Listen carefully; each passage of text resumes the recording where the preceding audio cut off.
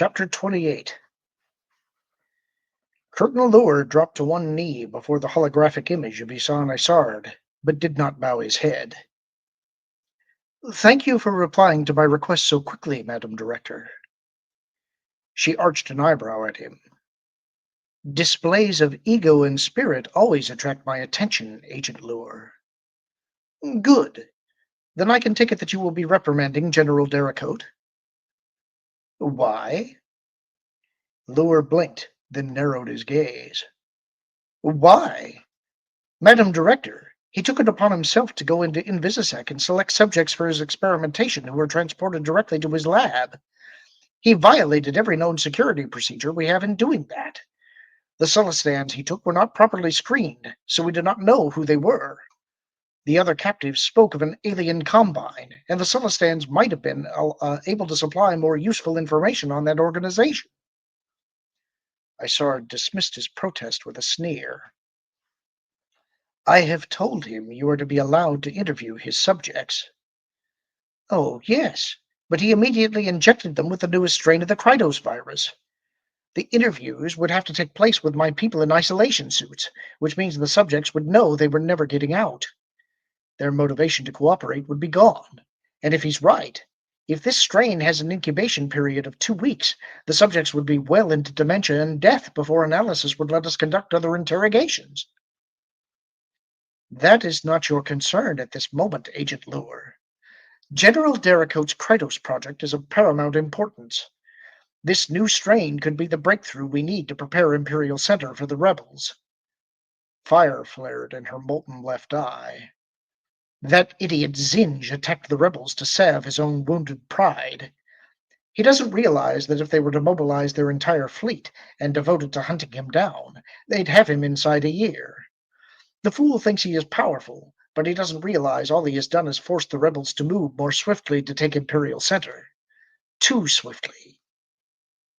Loor sat back on his heel. "There is no indication of impending operations according to our spy and rogue squadron." "I know that, but I also know their leadership. They mean to wipe us from the galaxy, and they cannot do that if they end up chasing after every moth who decides he should be the next emperor. Imperial Center is the key to power in the galaxy. They know that, and they know the sooner they sit Mon Mothma on the Imperial throne, the easier their crusade will be."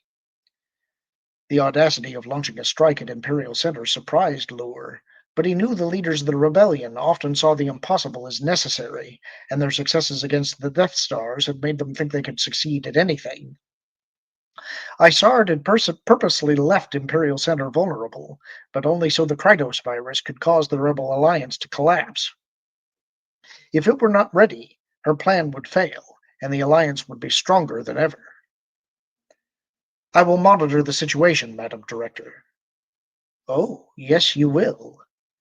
She stabbed a holographic figure at him. "The rogues can plan all they want, but nothing can actually be done for 2 weeks. I am going to deploy this version of the Krytos virus so that it can be introduced to the planetary water supply starting now. We will see if Dericote's predictions on its speed and lethality are correct, and assuming they are, we will save ourselves 2 weeks of waiting. If the rogues strike too soon, all will be lost. 2 weeks minimum. A month would be better. Develop the resources you need. Do whatever you must, but see to it that the rogues do nothing substantive before I want them to." "It will be done, Madam Director."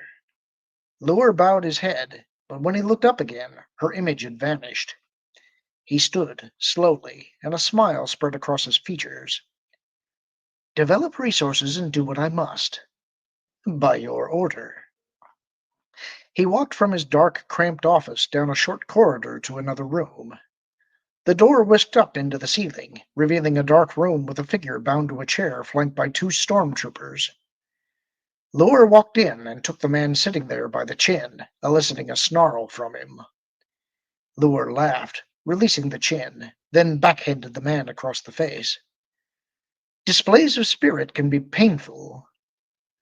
"Nothing you can do will hurt me, Loor." "Ah, you do remember me. I should be flattered, Patches." Loor looked down at Zekathine and hit him again. The man's head rocked back, but the red eyes stared up at him, full of defiance. Striking Thine had a cathartic effect on him, but Loor refused to indulge himself. Fortunately for you, I remember you as well. You'll get nothing from me, Loor. But you have nothing I want, Patches. Loor tapped fingers against his own breastbone.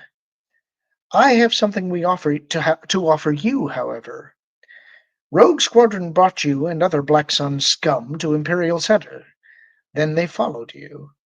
There is only one implication for this, which is to suppose you and they are preparing for an assault on Imperial Center. I know nothing about that. Loor grabbed an ear and twisted it cruelly. You're listening now, not speaking. Thine stared vibroblades at him, but remained silent. Good. Loor released him. You will be my eyes and ears within the Alliance community here. I want to know their plans. I want timetables, suppliers, personnel rosters, anything and everything. If you give me what I want, I let you live. If I walk out of here, you'll never be able to get me again, so your threat means nothing. Oh, I won't be the one to kill you. Not firsthand, anyway. What I will do is allow Black Sun Slicers to obtain files that even go back to my Corsac days, noting how you were working for me. They will implicate you in the downfall of Black Sun here on Imperial Center. Your fate will be decided by your brethren, not me. That threat damped some of the defiance in Thine's eyes. Do not be disheartened, though, Patches.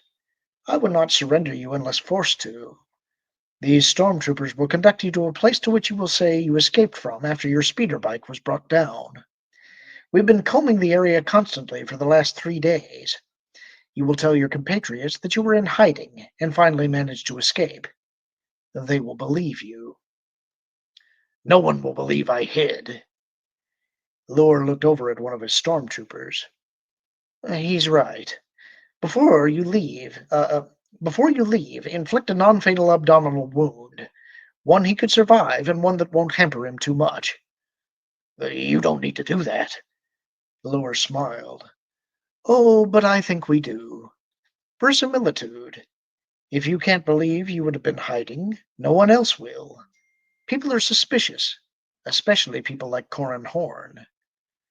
Then this will be another thing I owe him for. If it weren't for him, I'd not be in your custody. Indeed. Loor nodded confidently. And just to show you that I'm not a monster, I'll give you a gift. If you find a convenient time to kill Corran Horn, do so. I consider him a threat to you and your operation. His elimination, therefore, will please me no end. And that's the end of the chapter. Hope you enjoyed it. Talk to you soon.